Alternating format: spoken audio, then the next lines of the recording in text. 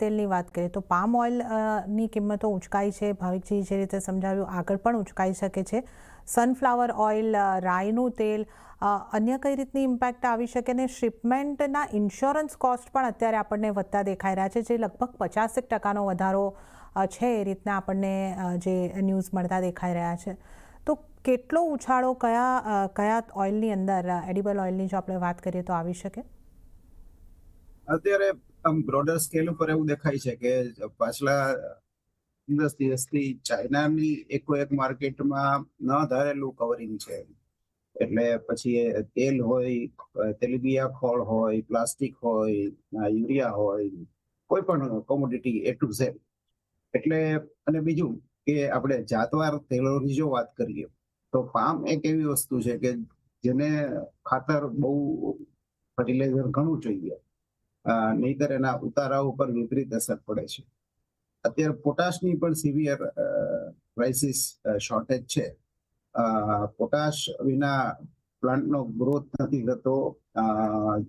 જેમ કે કપાસ હોય તેના જીંડવા નાના રહી જાય પૂરતું પોટાશ ના મળે તો.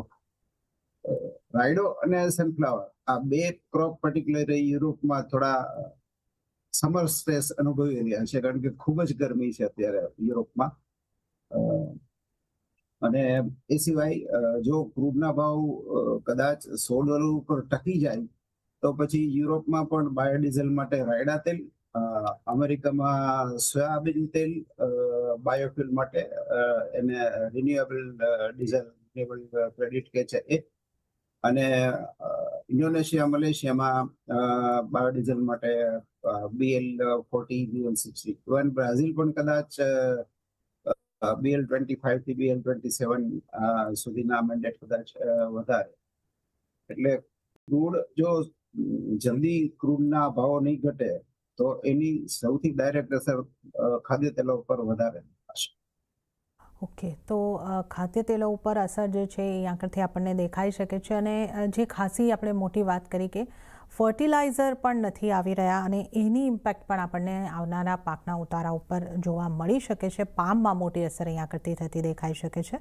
તો ઓવરઓલ ખાદ્ય તેલની આપણે ચર્ચા કરી, પણ હવે આપણે